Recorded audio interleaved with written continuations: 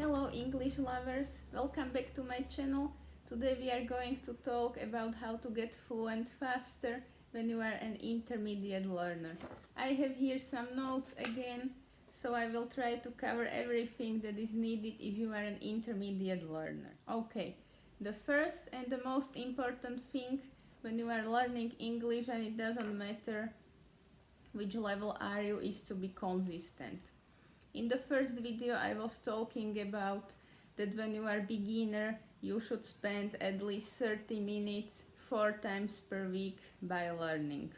When you are an intermediate learner, I think you can up this time to 1 hour 3 to 4 times per week, because when you are intermediate you are, we can say, already in the middle of the learning process, and you can up this time and to get better results. So consistency is still important.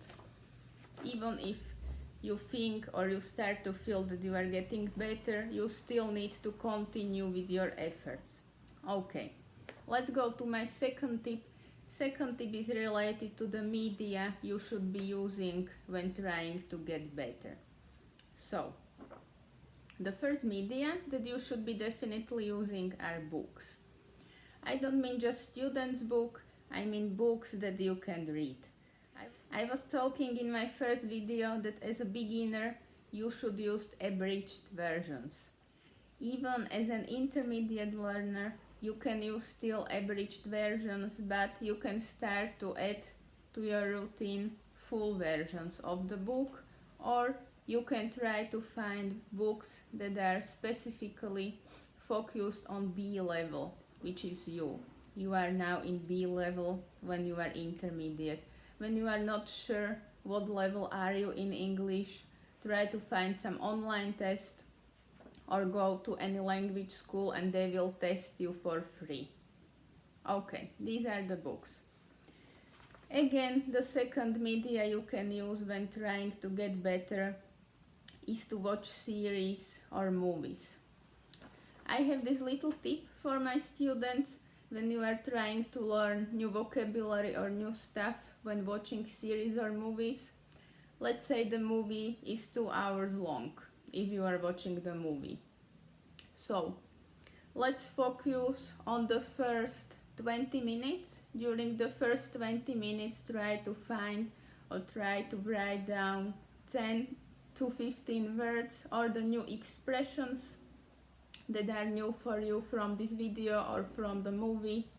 During the first 20 minutes of the video, try to write down 10 to 15 new words or expressions. Write it down into some notebook and learn these new expressions. Try to find or try to focus on vocabulary and expressions that you know that you will be able to use in your life or in work. Don't write down vocabulary that you don't need. Or in the beginning maybe you don't know what the word means, but when you find out that it's word you won't need in the near future, don't learn it. You will learn it later when you will be maybe in advanced stage.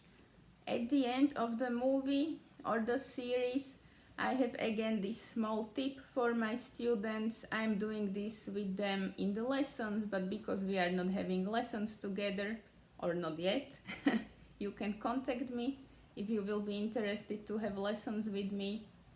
So after the movie or the series finishes, what can you do is you can again take out your notebook or some piece of paper, and let's say in 10 or 15 sentences, try to summarize what happened in the movie or in the episode of the series that you are watching. So let's say the movie was 2 hours long, so take out a piece of paper, for example like this, and try to cover half of the page with the summary of the movie that you were watching. The third tip I'm going to talk about are lessons. This is not really tip, but I want to focus on some things that are, I think, important for intermediate learners. So, what is important? I think as an intermediate learner, you should focus more on individual lessons rather than group lessons. It is because I think that individual lessons are better because of these 3 points. You can go at your own pace, which is very important because when you are taking group lessons, maybe you spend 2 hours or 2 lessons reviewing something that somebody else doesn't understand, but you already understood it in the beginning. The second advantage of individual classes is that you can focus on your own problem. So for example, if you don't understand passives, if you don't understand, I don't know, present perfect, anything you don't understand, you can focus directly on this with your teacher. Yes, you can focus on this also when you are having group classes, but you will also focus on things you don't need. And when you want to improve faster, I think the time optimization is the best thing you can do and not waste time by doing something you already know. And the third part, you don't have any distractions, because we all know when you go to classes with your friends or when there are more people, you are more easily distracted and you don't focus on the lesson so good. Okay, so the individual lessons is what I think that is important for intermediate learners. Also, for intermediate learner, I think that it's important to focus on conversations. A lot of people say, okay, but I don't have so much money to spend on teachers or to spend on just conversation classes. You don't need to have 2 conversation classes only with teachers. There are other options too. Maybe you have heard about it, maybe not. For example, on Facebook, there are many groups where you can exchange languages with other people. So, for example, your native language is Spanish, you are learning English, so you can exchange Spanish and somebody else will teach you, or not teach, but they will exchange English with you. How does this work? I tried it myself and I can say you there are some advantages and also some disadvantages as with everything. So, what are the advantages? Advantage could be that you are going to meet somebody who could be native speaker, you will be able to listen to the native accent, you will be able to talk with this person about what is going on in his country, what are the problems, you will get some local vocabulary. What could be disadvantages? Disadvantages could be that if you are not high enough in English, if you are not good enough in English, you will have problems with finding words and therefore the person will have to wait until you find the word, which is not so bad, but sometimes, you know, when you get stuck in the middle of the sentence and you can find the right words, when you have a teacher who speaks your language or language you know, the teacher can help you. Also, other disadvantage of this language exchange is that many people are expecting that you are going to teach them language, but you have to keep in mind that this language exchange is different. It is not like when you are going to classes. It's just talking with somebody like if you were talking to a friend, but it doesn't have any structure. So if you want to exchange languages with somebody, either you will keep the structure, you will, for example, set, okay, today we are going to talk just about books. Tomorrow or next week we are going to talk, I don't know, about the weather or about the country.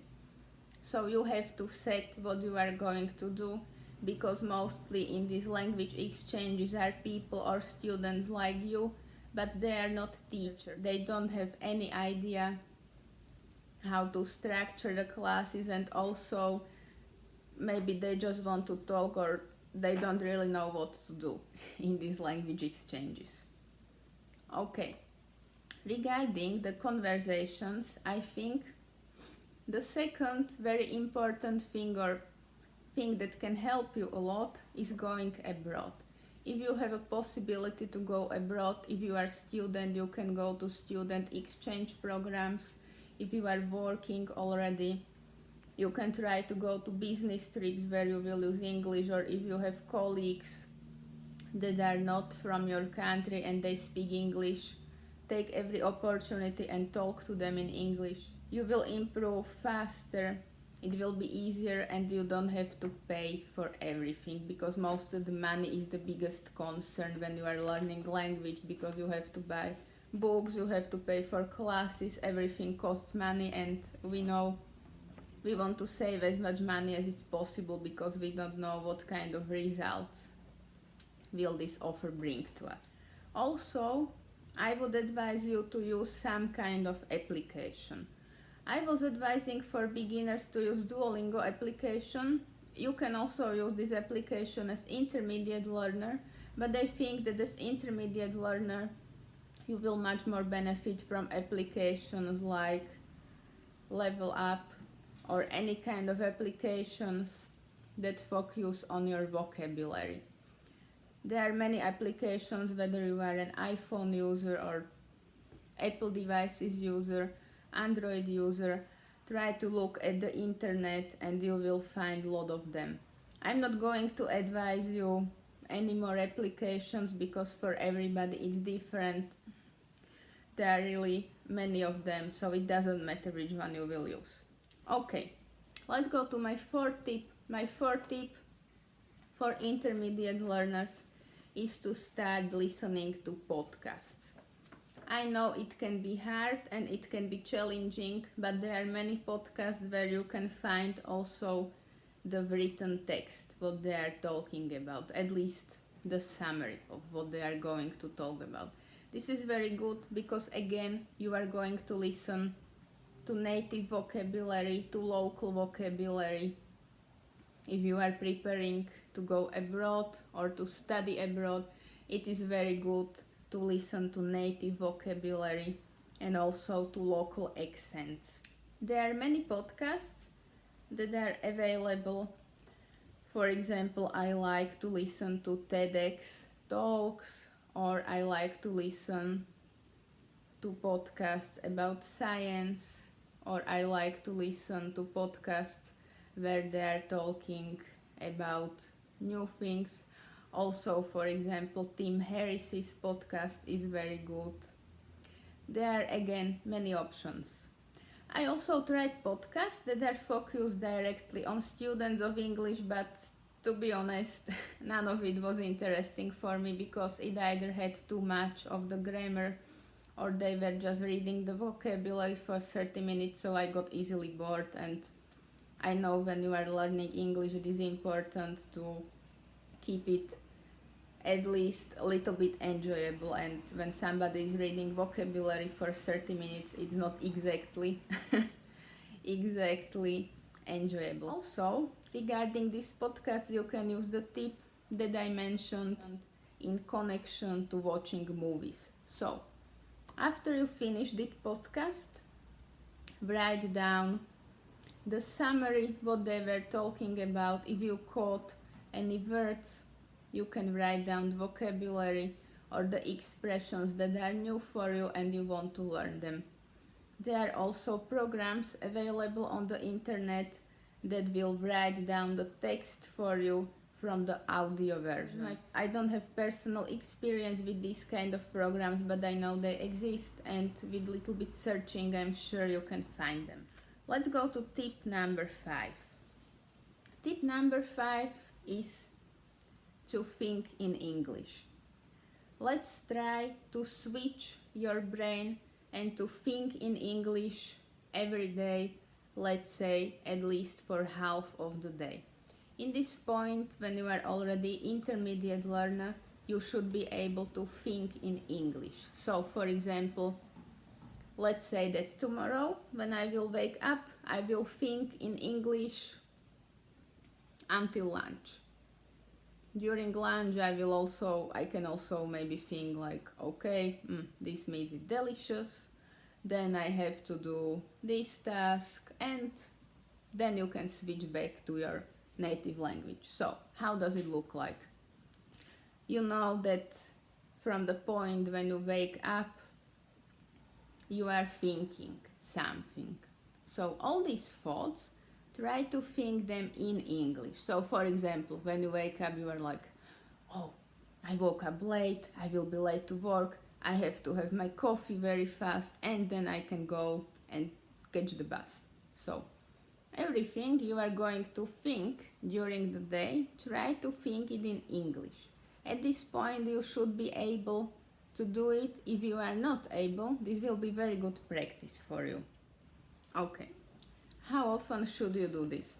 As I said, you can do it every day for half of the day, or if it's too stressing for you, you can set certain days. For example, you will think in English on Monday, Wednesday and Saturday for half of the day. It can be either in the morning or in the afternoon. It's completely up to you. Maybe in the afternoon will be better for you because you will be at home, you won't be at work or at school. My sixth tip for the intermediate learners is to try to incorporate some professional vocabulary. What does it mean? Try to incorporate some vocabulary from business English, or from legal English, or from medical English, or from financial English. What is better for you? If you are a student and you know, for example, that you want to study in law school, try to incorporate legal vocabulary. If you are somebody who is already working, try to incorporate business English or some financial English if you are working with finances. It will be very good to broaden your vocabulary, but also it will help you later when you will be more fluent and you will know these words. How can you learn this kind of vocabulary? Again, you can Google online some kind of student's book that are focused on this kind of vocabulary, or you can go to classes where they teach this kind of vocabulary. It's completely up to you. So I have for you tip for one very good web page where you can practice English, and there are also lessons. It is a web page that is named Breaking News in English. In general, it is a web page where they have the latest news written in English. They have the web page split into 6 levels. Intermediate learners can focus on levels between 0 and 3. These levels are for you. So let's say, I don't know, there was a tsunami somewhere. They will have a short article written about this. There is also listening part where you will listen to the article, and every time they have also around 40 pages of exercises that you can do. There are questions to review if you understood the text. There is vocabulary. I don't know, there is many things. I will write it to you in the description of the video and you can check this web page. Okay, and my 7th tip is to focus on practicing all aspects of English, because many times it happens to me that people who are already intermediate tell me, okay, I don't need to learn any grammar, I just need to focus on conversation. That is not completely true. Yes, it is true that you need to improve your speaking, but you need to improve also other parts of the language. So please focus on all parts of the language, not only speaking, but also writing, listening, comprehension, and also grammar. I think it's highly impossible that at this part or at this stage of learning you already know everything. So keep in mind that you need to practice all parts of the language, whether it's with teacher or whether you do it on your own. And welcome to the 3rd part of the video, how to get fluent in English faster. This 3rd part is focused on advanced learners, but of course you can watch it even if you are in some lower stage of learning, because some of these tips could be helpful for you. We have already covered the beginners and intermediate learners in the previous 2 videos. If you haven't seen them, I will give you a card here at the top and you can watch the videos either before watching this one or after. Okay, let's go to the tips for advanced learners. So, the first tip, try to think only in English. Throughout the day, everything that you think about, try to do it only in English. If you are a student or if you are working and you are like, okay, but in the morning or until 5 o'clock I'm at school or at work and I can think in English because I need to do some work, okay, do this in the evening when you are at home. You don't have to do it during the day. But try to spend as much time as possible thinking in English. Second tip, get as many conversations as possible. What I mean by it?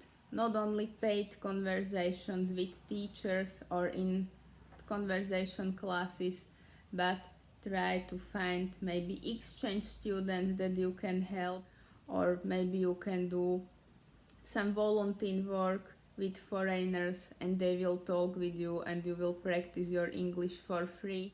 Or you can travel abroad and practice English, or you can go to any kind of language course.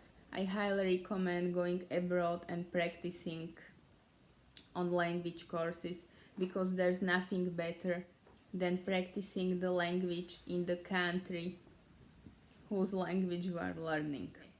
My third tip is to try and do some kind of certificate. Whether you need this certificate or not, it will be very good practice for you because you will not only broaden your vocabulary, but you will also get better comprehension of grammar and of maybe some things that you weren't sure about, tenses or anything. Because even if you are an advanced learner, I'm sure there are many things that you need to improve and that you are not completely sure how to use or when to use them. This will be a very good chance for you to improve this imperfection in your language, and also it will be good thing because you will get this certificate that you can use later, either when you are applying to study abroad or when you are applying for new kind of job position. And my last tip is to always broaden your vocabulary by reading books, by watching series, by listening to podcasts. Always try to learn new things. Many times it happens to me that people who are already in C-level stage, who are advanced learners, tell me, oh, I don't need to learn anything new because I already know everything. And it's very funny for me because it's not possible that you already know everything. When you are learning English as your second language, it's impossible for you to master the language as a native speaker unless you are living for many years in the country which is primarily English speaking. So this is very funny for me always. So please don't get stuck. Always try to broaden your vocabulary. I do this also. I'm English teacher for 8 years now, but every day I learn something new because not only that I don't know all the vocabulary from the language, but even the language is developing. There are new words coming up every day. People are coming up with new expressions that are maybe related to the certain time or certain location, but there is always something new to learn. Also, the last thing that you can focus on is to perfect your accent. You can do this also as an intermediate learner, but I think that advanced learners are focusing more on this. How you can perfect your accent. For example, I was perfecting my accent by repeating everything when I was watching series or movies. So you don't have to stop the video or the movie after every sentence, but try to repeat everything that you are listening in English. Whether it's podcast, whether it's movie or series, or whether it's some listening part from your student's book. Try to repeat after the native speakers as much as possible. And my last tip for advanced learners, try to bring your knowledge and try to bring the knowledge of English that you already have to other learners. So participate in language exchanges, participate in teaching English. It will help you not only you to understand better certain things, but you will also help other people who are in need to improve their English, and you will do something good for them, and also you will do something good for yourself. Okay guys, thank you for watching. I hope this video was helpful for you, and I will be happy to see you at the next video, which will be available next week. So take care and don't forget to subscribe, give me a like and leave me a comment which of these tips was most helpful for you. Thank you for watching. Bye bye.